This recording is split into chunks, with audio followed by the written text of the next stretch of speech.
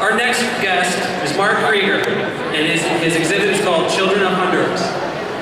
Mark was born and raised in Cleveland and earned his BFA from the Cleveland Institute of Art and his master's from Temple University. In 2006, he began traveling regularly to Honduras, where he began the continuing series of Honduran children. These portraits have been shown in galleries all over the world and can be seen at his studio at West 78th Street Studios. Please welcome Mark Krieger.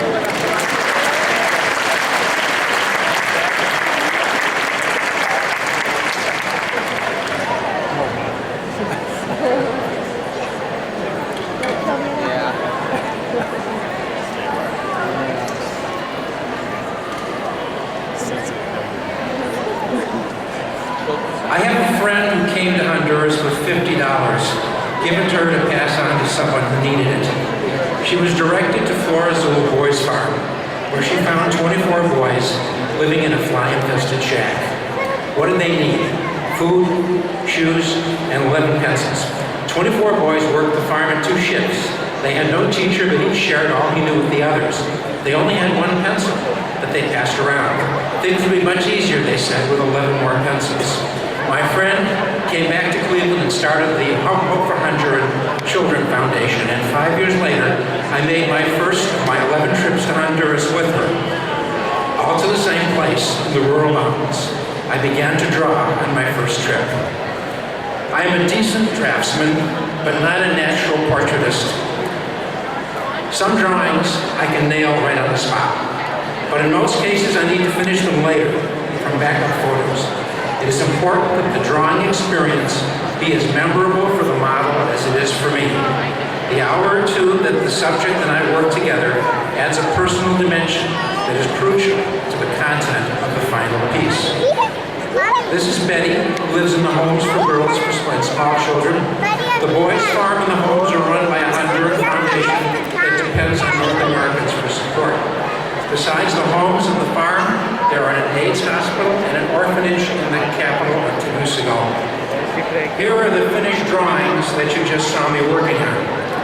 My intention in choosing a monumental size is to call attention to an undeniably heroic quality in these children that is so striking to anyone who travels here, but so hard to convey to those who have not.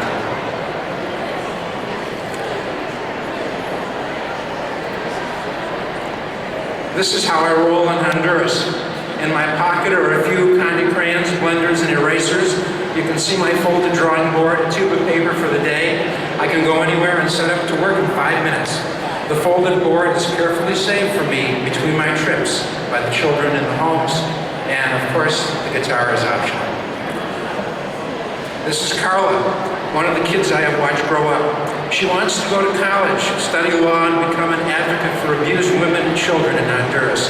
If she can't go to school, she will join the military, but she wants to go places. As a gregarious, long-time resident of the homes, she has a fair amount of support.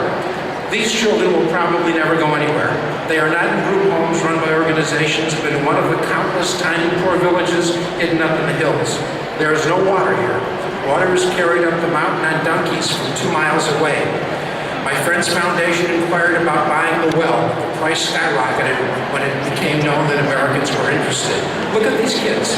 Think about the water it takes to wash their clothes, to do their hair.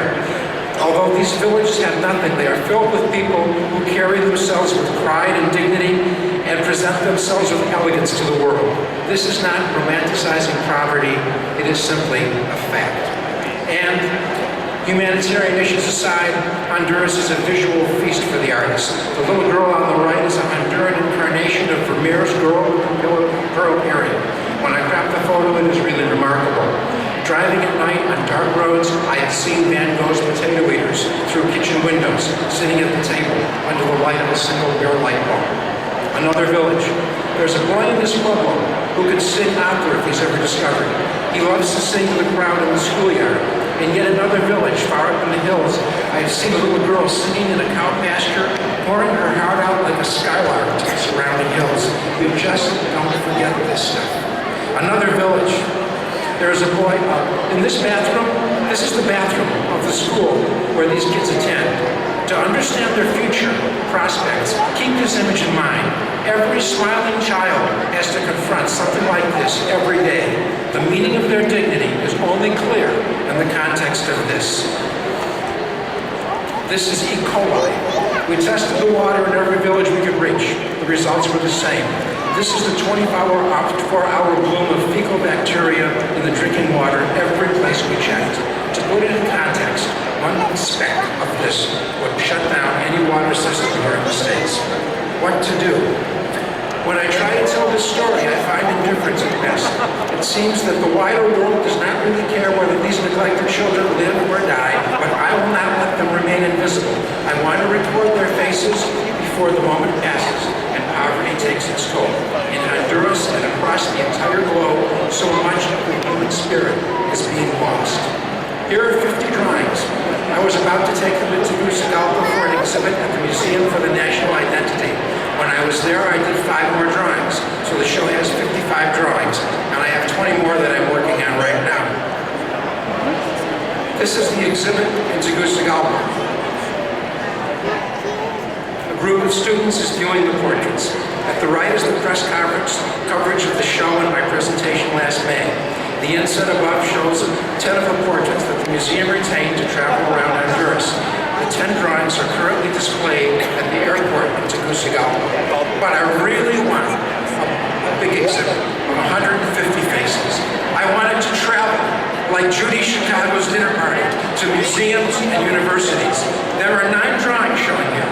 Imagine wandering among 150 with faces everywhere. I want to bring a Honduran village to children to North America. The task of our century is the defeat of world poverty. Yes, there is corruption and inefficiency, but every day we gain more tools and knowledge, and one can sense now as never before how one fine day it might happen. This is a medical brigade in Calpules, 15 miles from the Nicaraguan border.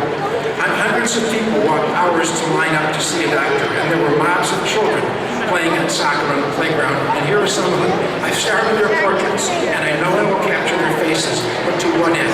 Will these lives be wasted? Will they? It may depend on what you and I do or do not begin today, and our era may well be judged in the end by the fate of the children of Honduras.